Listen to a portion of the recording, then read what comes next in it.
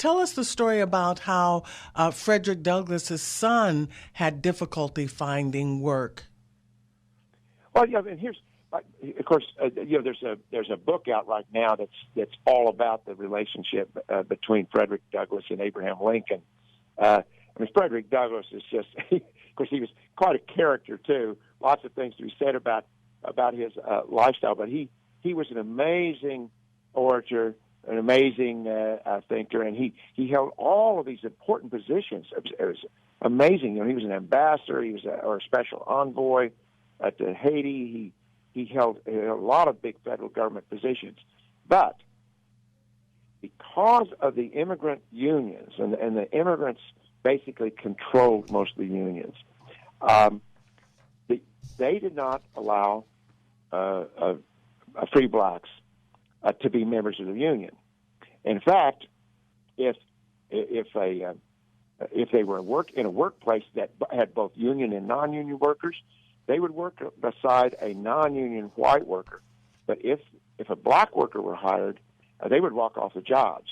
They would start a strike if you didn't fire all the blacks that were working on the job.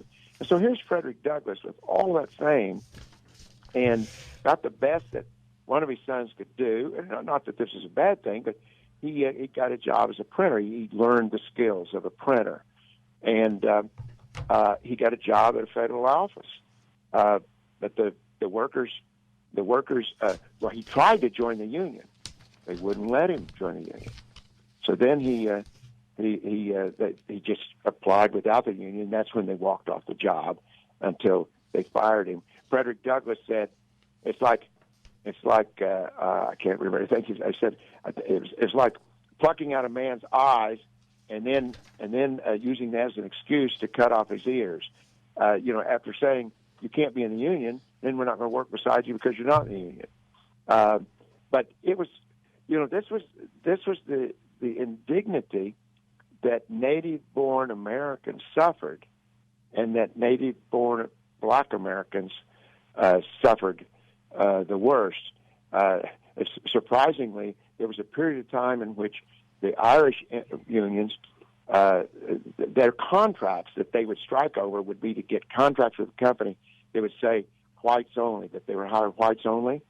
But one of the groups that couldn't get hired was Germans, because they considered Germans not white either. So the Germans and the blacks together were barred by the Irish unions.